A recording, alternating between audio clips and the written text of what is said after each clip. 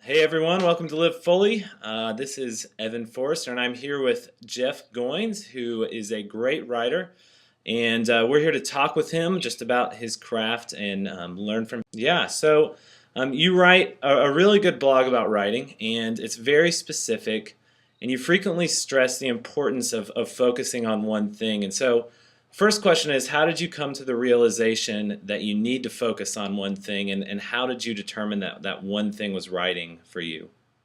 I don't think that you have to focus on one thing for the rest of your life. I think you have to focus on one thing at a time.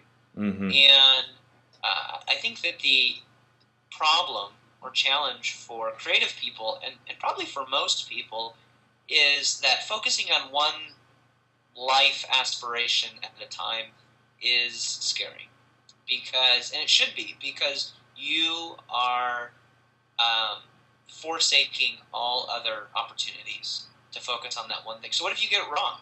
What if you pick the wrong thing? And I mean, people are afraid of this when it comes to picking jobs and pursuing certain passions. Like, what if you pick the wrong thing? Which is it's a legitimate fear. The problem is, like, what we shouldn't fear is picking the wrong thing, but doing what most people do, which is not picking anything and just sort of like spreading our interests and our effort around so evenly that we live a pretty mediocre, unremarkable life. And that's what's scary to me. Mm-hmm. So, when I pick things, I don't pick them confidently. If I'm going to decide to write about a certain topic or pursue a certain passion, I'm not absolutely sure that this is the one thing I should be doing.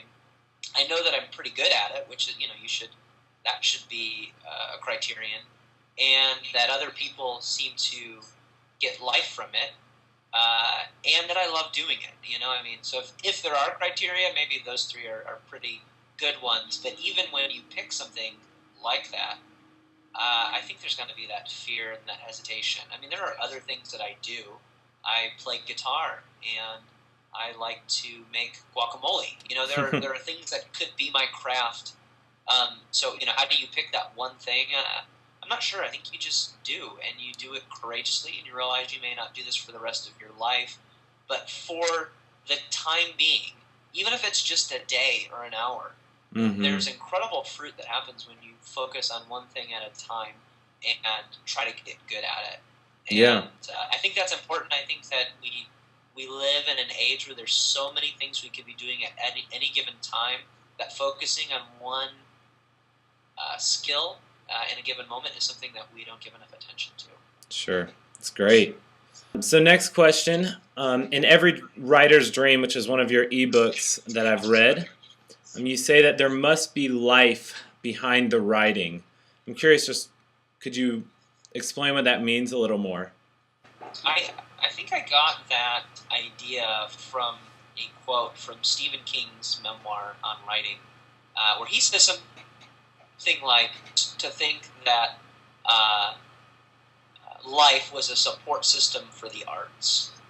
And now I'm realizing that it's the opposite is true. That art supports life, not the other way around. And if you pursue something like any craft, it can be creative or practical. And you fall in love with it, it's easy to get obsessed about it, and it's easy to structure your whole life around this thing, and to forsake relationships and personal commitments and even other things that bring you life, other things that you enjoy doing. The problem is that when it comes to something like writing, especially, writing is supposed to illustrate life. It's supposed to inspire us or reveal something about life that we wouldn't otherwise understand. At least that's the sort of writing that I want to do. And so if all I'm ever doing is writing and I'm not living, then the well is going to run dry, and I'm going to stop getting inspired, and it's just not going to be healthy.